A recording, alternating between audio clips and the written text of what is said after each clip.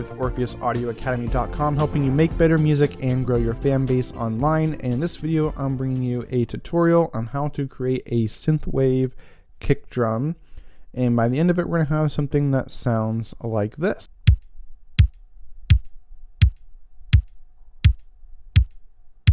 Alright, so starting off here in Logic, you can use the Lin drum kit. This is really good, 80s synthwave style drum kit that is great for creating synthwave. This is based on the Lin drum machine that was prevalent in the 80s, so it's great for synthwave.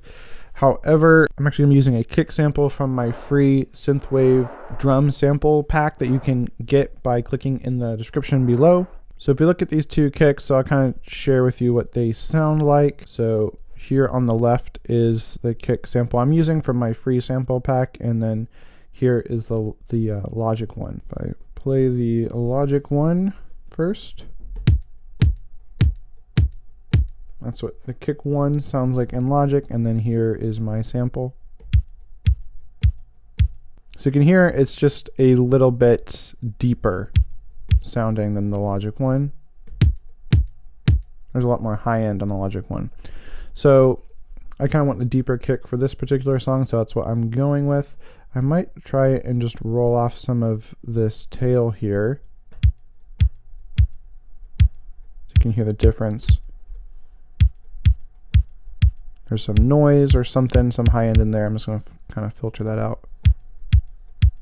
Alright, nice. So then you can just lay down a simple kick pattern. This would normally be a slower pattern, but just for the sake of this tutorial, I'm having it hit more frequently just so there's not as much space between the kicks. So this is my simple kick pattern. Nothing special. And so the first thing you might want to do is add some EQ, at least for this particular kick sample I'm using.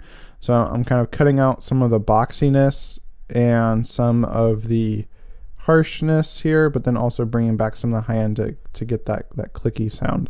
Before.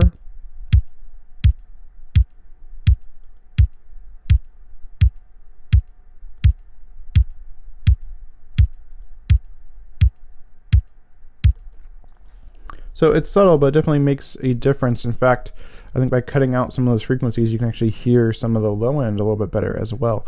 And then next thing I'm going to do is just add a little bit of distortion and compression here with the Rough Rider 3. This is a free plugin.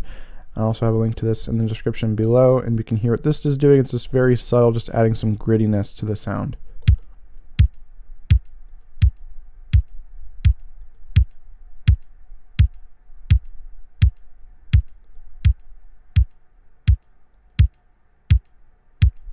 Also giving some more of that presence, more of that high end, so that the kick can cut through the mix a little better. So for this, I just used the default preset, just had a small ratio of just 2 to 1, not a ton of sensitivity, and I'm basically using the makeup gain to make sure that it's not actually making the sound louder. It's basically the same sound, same sound as it originally was, because I don't really want to add gain here.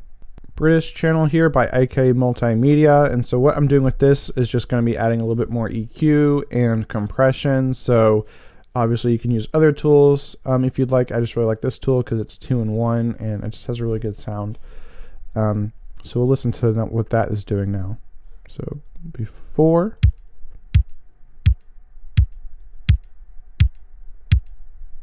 So you can hear that makes a big difference. So it's getting a little bit more punchy and also adding some more of that low end thud. And so that's because I am boosting about 3 dB here at 80 Hertz. And then I'm also cutting out some more of that boxiness here at about the 300 Hertz. Also dropping that by 3, and I have a pretty wide cue point here.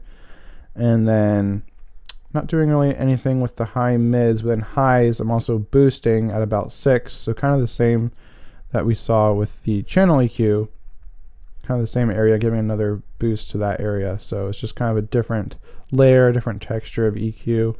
And then I'm also adding in quite a bit of compression here, so that really just brings the whole sound forward, and that's why it's starting to punch through and cut through a little bit better here. So very nice. So it's coming together now. And then the last thing I did here was added a tape saturation plugin. So if you have any tape saturation or other saturation plugins, that can help it get more of that kind of gritty, 80s synthwave sound. So we'll hear before and after. I'm using the preset Kick in Your Face. And I think I just brought down the wow and flutter and the noise a bit. So here's it without and then with.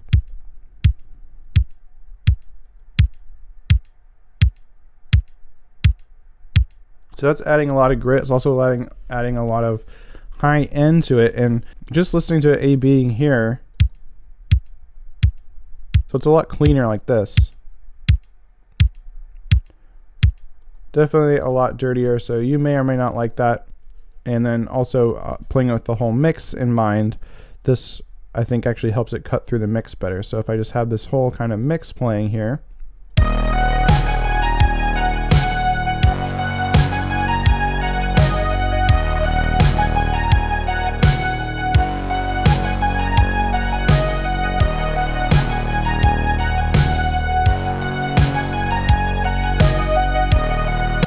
so it makes a big difference with the whole mix playing. So you really kind of lose the kick without this tape saturation plugin here. And then I turn it on, and then you get a lot of that more high-end presence and saturation that helps cut through the rest of the mix, so that you're hearing that top end click of the kick. So that's it. It's pretty simple. So start off with the right sample, and then EQ to take out some of that boxiness and harshness, but also add back some of that presence, and then just adding some compression and saturation, and then you got a pretty good synthwave kick sound. So again, be sure to grab my free synthwave drum sample pack in the description below. Otherwise, drop a like if you found this video helpful, and let me know in the comments below what other tutorials you'd like to see me do on creating synthwave music. Alright, have a great day, and I'll see you in a future video. Bye.